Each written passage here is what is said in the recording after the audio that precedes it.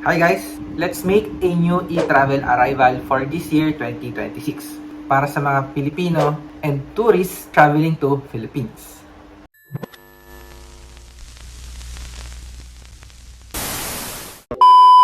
Press submit. So congratulations, ito na yung 2026 e-travel arrival QR code mo. For Arrive in Philippines, actually, hindi mo na kailangan ipakita yan sa immigration. Automatic na yan mariread sa e-gate pagdating mo ng Pilipinas. I-scan mo lang yung passport mo and titingin ka sa camera. Lalabas doon yung records mo sa e-travel.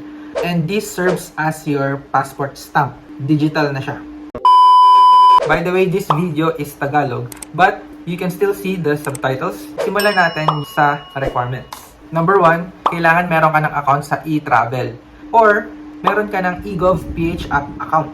Number 2, kailangan mo ng travel information mo and flight ticket. And lastly, kailangan mo tong gawin 3 to 4 days before your flight. Kung gagawin mo sa e-travel website, etravel.gov.ph. Just log in using your email and password.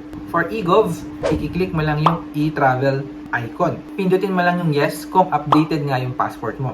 After mo mag-login, mapupunta ka sa dashboard.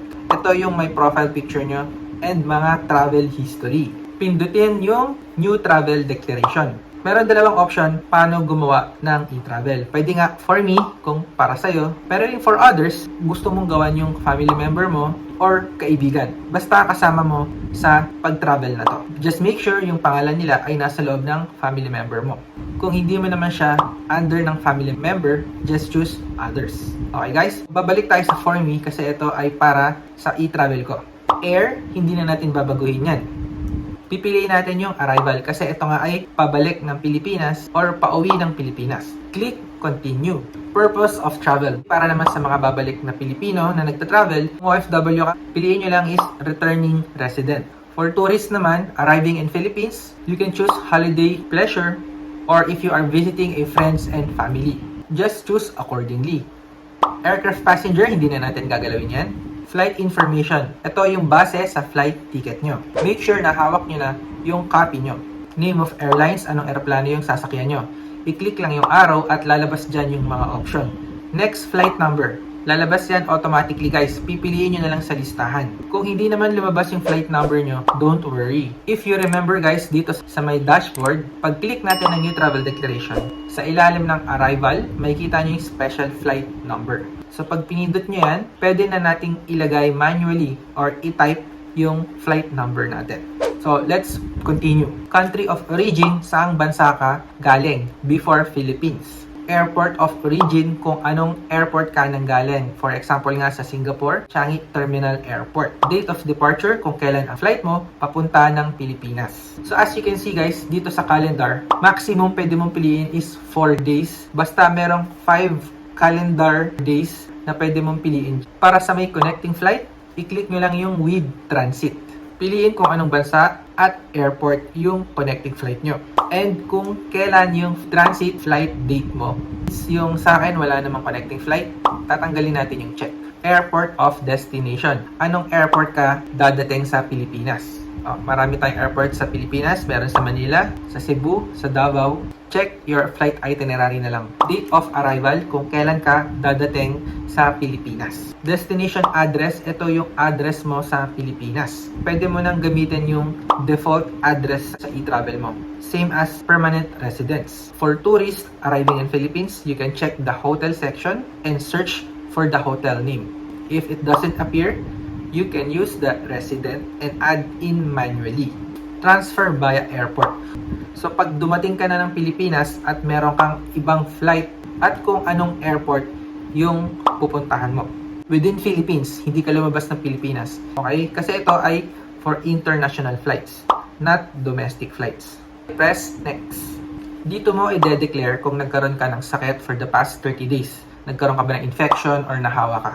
Kung gusto mong i-declare yung mga symptoms na naramdaman mo, just choose yes and then choose from the list. So for this tutorial, we will choose no. Press next. Let's answer customs declaration. This baggage, yung mga dala nyong gamit. Kung babasahin nyo lang to, ito yung mga kailangan nyong i-declare dito. Numbers 3, 4, 5, 6, 7, 8. Kung pasalubong yan, chocolate, food, frozen items, second-hand na gadgets, luxury bag, basta mga hindi na brand new at nakaseal, hindi nyo na kailangan i-declare yan. Kasi under yan ang personal belonging nyo. For example, meron kang dalawang cellphone, dalawang laptop, an iPad, okay lang yun guys. As long as ilalagay mo lang sa hand carry yung mga gadgets mo. Let's go to currency declaration. Yung physical na pera. 50,000 pesos or 10,000 USD. So kung hindi kayo lalagpas dito sa amount na to, hindi mo kailangan i-declare yan.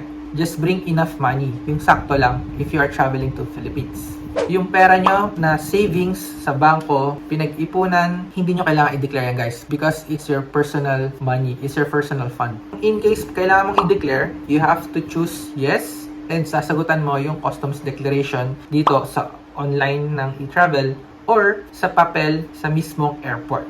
Okay? For this tutorial, we will not declare anything. Wala naman tayong kailangan i-declare. I will choose no.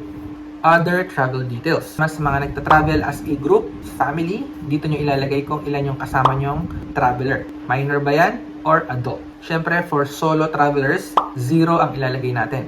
Number of baggage, check-in and hand carry. Kung ilan yung hand carry nyo and check-in bag. Usually guys, meron tayong isang 7 kg at 20 plus kg na maleta. Kaya 1 and 1 ilalagay natin. For OFW, kung meron kayong dalang extra bag, extra box na gamit, ilalagay nyo rin dito yan sa check-in. First time mo bang dadating na Pilipinas? No ang pipiliin natin. Press next. So signature, automatic nang meron sa akin since eGov ang gamit ko. Kung babaguhin nyo yung signature, pwede nyo pindutin yung clear and ulitin yung signature. Press next.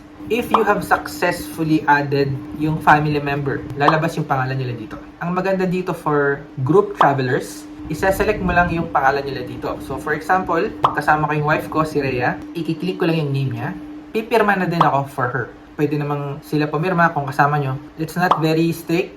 Press next. Kung hindi mo naman kasama yung family mo or you are traveling alone, hindi mo na kailangan i-select yung pangalan nila. Just press next and then choose yes. Review your information. Make sure lang na walang mali for your personal info, address in Philippines, travel dates, flight info, health declaration and customs. Kung merong mali, pwede nyo namang i-edit. Kung wala, press submit. So congratulations, ito na yung 2026 e-travel arrival QR code mo. Since yung sa akin ay para nga sa 2 tao, ito yung lumabas sa akin. Registration slip lang. Kung magta-travel nga kayo as a group, just choose their name, press QR code, tapos i-share nyo na lang sa kanila. Pwede mong screenshot or download the QR code here. Pwede mo rin matanggap yung QR code sa email mo na ginamit sa e-travel. Okay, so once you arrive in Philippines, actually, hindi mo na kailangan ipakita yan sa immigration. Automatic na yan mariread sa e-gates pagdating mo ng Pilipinas. I-scan mo lang yung passport mo and titingin ka sa camera. Lalabas doon yung records mo sa e-travel.